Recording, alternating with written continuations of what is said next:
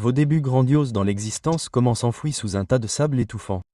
Vous êtes une tortue lutte, et le premier défi de votre vie est de déterrer la pierre.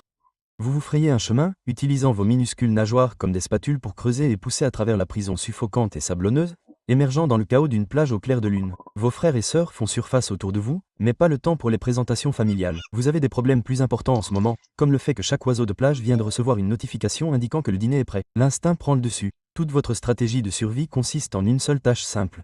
Suivre l'horizon le plus lumineux, ce qui a parfaitement fonctionné pendant des millions d'années jusqu'à ce que les humains transforment chaque côte en Times Square. Ce spectacle éblouissant incite certains de vos frères et sœurs à courir dans la direction opposée. Reposez en paix, les gars. Vous autres, vous vous dirigez dans la bonne direction vers ces vagues au clair de lune, rampant de toutes vos forces.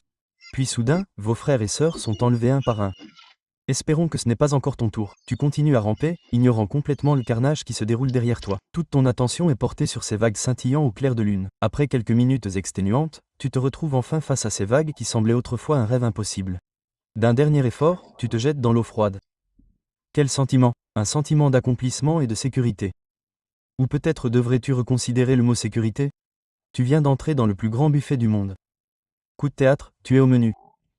Qu'est-ce que c'est? Un poisson? Oh, c'est un barracuda. Et il te regarde droit dans les yeux. Tu plonges instinctivement. Ta carapace souple et flexible te permet de manœuvrer comme un pro. Attends, il a changé d'avis et est retourné attraper tes frères et sœurs qui viennent d'entrer dans l'eau. Oh, regarde là-bas. D'autres poissons se joignent à la fête.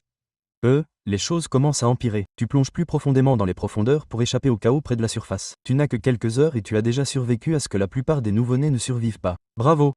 Voici que commencent les années perdues. Tu dérives en pleine mer, te prélassant dans des bancs d'algues flottantes appelées sargasmes. C'est comme ton snack bar et ta cachette personnelle. Tu grignotes des méduses et du plancton qui se renforcent de jour en jour. De temps en temps, tu remontes plus près de la surface pour respirer ou te prélasser dans les algues flottantes. Voyez-vous, en tant que tortue marine, tu es un reptile aérien doté de poumons, donc remonter à la surface est indispensable. Heureusement, ton système respiratoire est une merveille d'efficacité. Tu peux expirer et inspirer en quelques secondes, reconstituant ainsi tes réserves d'oxygène pour ta prochaine plongée. La recherche de nourriture et la nage te maintiennent immergé jusqu'à 40 minutes. Mais si tu te reposes, tu peux rester sous l'eau pendant des heures. Et lorsque le temps est écoulé, tu devras remonter à la surface pour refaire le plein d'air. Dès que votre tête perce la surface, vous l'entendez, un cri aigu. Vous levez les yeux et la voilà, une frégate, ses ailes fendant le ciel comme un avion de chasse. Votre cœur s'emballe. Bon, les tortues ne font pas ça, mais vous saisissez l'idée. L'oiseau fond, son bec effleurant votre carapace tandis que vous plongez sous les vagues. C'était tout près. J'oubliais de préciser qu'on peut plonger à plus de 900 mètres dans les abysses, bien hors de portée de la plupart des prédateurs. Pas mal pour une créature qui, au départ, était plus petite qu'une balle de ping-pong. Oh, j'imagine que la plongée profonde ne résout pas tous les problèmes. Vous virez à gauche, puis à droite, zigzagant comme une Formule 1 sous-marine. Le requin vous poursuit, mais vous avez de l'endurance pour des jours.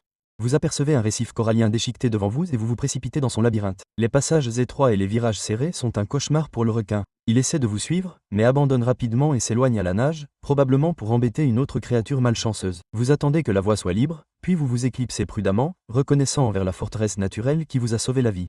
Bon, il est temps de chercher de la nourriture. Il s'avère que ces choses transparentes et vibrantes ne sont pas que des lumières disco-océaniques. C'est le casse-croûte le plus savoureux que vous ayez jamais goûté. Et heureusement pour vous, il y en a pratiquement partout. Vos mâchoires sont conçues pour gérer leurs tentacules urticants. Mais il y a un inconvénient.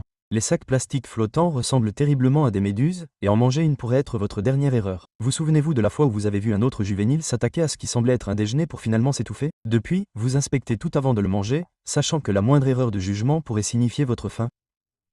Pourquoi se donner la peine de créer de fausses méduses? Vous avez passé ces premières années à dériver sur des milliers de kilomètres en pleine mer, loin de toute côte. Votre navigation reposait entièrement sur les courants océaniques. Ces autoroutes naturelles qui facilitaient vos déplacements, chacune offrant sa propre saveur d'aventure. Un voyage sans énergie, sans destination précise, juste le rythme incessant de la mer. Après 16 ans, vous avez enfin dépassé l'absence de but. L'âge adulte est arrivé, apportant avec lui 2 mètres de long, un poids compris entre 400 et 500 kg et un instinct aiguisé. Vous commencez à ressentir une attirance pour quelque chose de nouveau, un besoin primaire, celui qui vous dit qu'il est temps de trouver un partenaire. Alors vous repartez, cette fois avec une destination précise en tête. Vous visez les eaux peu profondes, un endroit évité pendant des années, mais désormais essentiel. Ces eaux recèlent la seule chose que vous recherchiez, des femelles matures. À votre arrivée, vous avez établi votre position, vous vous êtes installé et avez attendu l'apparition d'un partenaire. Les heures se sont transformées en jours sans aucun signe de ce que vous espériez. Oh, regardez là-bas. On dirait que vous n'êtes pas le seul à chercher un partenaire ici. La concurrence commence à s'intensifier. De plus en plus de mâles apparaissent, mais pas encore la moindre trace de femelle. Mieux vaut commencer l'entraînement dès maintenant, car lorsque la femelle apparaîtra enfin, la compétition sera forcément féroce. Les semaines passent et la voilà, une tortue lutte femelle imposante, pesant probablement près de 545 kg, se préparant pour sa nidification. Mais attendez, on l'a repéré aussi. Place à la compétition sous-marine. D'abord, la démonstration de domination. Vous cambrez le cou, levez la tête bien haut au-dessus de l'eau, essayant de paraître plus grande que vous ne l'êtes en réalité. Les autres mâles font de même, et soudain, tout le monde se met à danser comme des jouets pour oiseaux buveurs. Quel spectacle majestueux! Oh, regardez! L'un des jeunes mâles s'avance vers la femelle. Vous lui cognez le flanc avec votre carapace. Il recule, mais le plus gros mâle du groupe vous charge. Ça devient sérieux, vous vous cabrez tous les deux dans l'eau, face à face, essayant de vous pousser l'un l'autre vers le bas. Ces puissantes nageoires antérieures ne servent plus seulement à nager. Ils se tapent, se bousculent et parfois même mordent. La femelle assiste à tout ce cirque tout en grignotant des méduses. Parfois, ces combats peuvent durer des heures.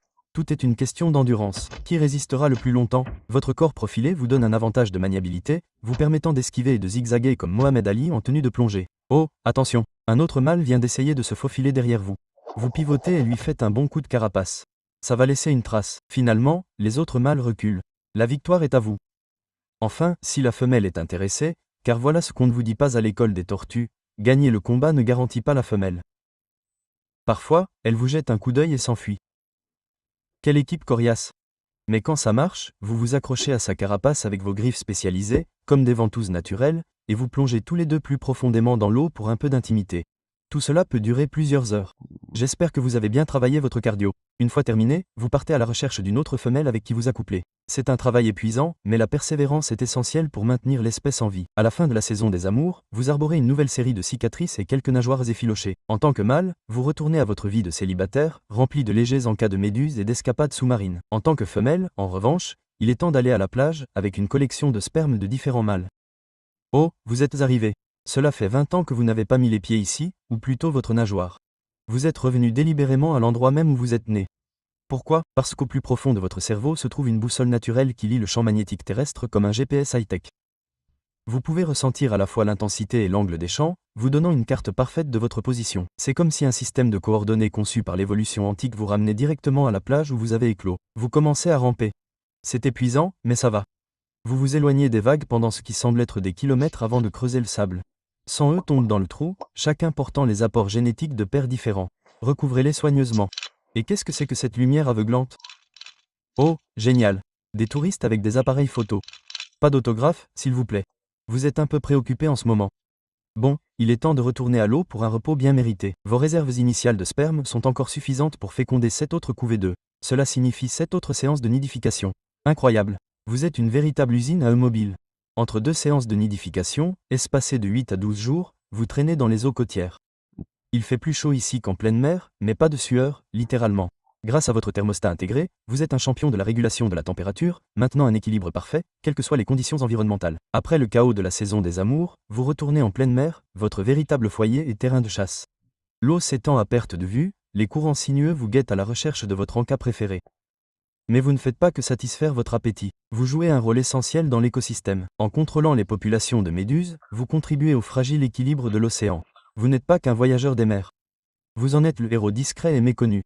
Vous avez désormais vécu plus longtemps que la plupart des tortues marines. Des décennies de migration, d'accouplement et de survie contre toute attente. Oh, regardez, les méduses semblent plus groupées que d'habitude.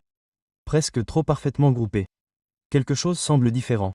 H, qui s'en soucie? La nourriture gratuite est la nourriture gratuite. Vous nagez plus près. Oh, attendez. De fins filaments effleurent votre nageoire. Rien de grave, probablement juste des algues. Vous avancez, suivant ces méduses tentantes. Quand soudain, le filet se resserre. Vous essayez de reculer, mais plus vous luttez, plus il se resserre. Vos puissantes nageoires, celles qui vous ont porté à travers des océans entiers, sont maintenant empêtrées dans cette toile invisible. Chaque mouvement ne fait qu'empirer les choses. Vos poumons commencent à brûler. Contrairement à ces plongées tranquilles où l'on peut retenir sa respiration pendant 85 minutes, la panique vous fait brûler l'oxygène plus vite. La surface est là, peut-être à 9 mètres de hauteur, mais elle pourrait aussi bien être à 1 km. Le filet ne vous laisse pas l'atteindre. La brûlure dans vos poumons s'intensifie. Votre vision commence à se brouiller. Est-ce vraiment ainsi que tout finit? Ni à cause de la vieillesse, ni à cause des prédateurs, mais à cause de ces lignes invisibles dans l'eau. L'océan devient plus sombre et plus calme. Vous luttez pour rendre votre dernier souffle jusqu'à ce que tout disparaisse. Des heures plus tard, l'équipage de pêche retrouve votre corps sans vie empêtré dans leur filet avec leur prise. Ils maudissent ce poids inutile, vous rejettent à la mer et reprennent leur journée. Une journée de plus en mer pour eux. Oh, regardez, nombre de vos semblables subissent le même sort ici. Je me demande vraiment qui contrôlera la population de méduses une fois que les actions imprudentes de l'humanité auront conduit votre espèce au bord de l'extinction. Et dire que vous pourriez naviguer sur l'océan pendant encore 40 ans. Au lieu de cela, l'insouciance de l'humanité a fait de la vieillesse un concept que votre espèce a rarement l'occasion d'envisager.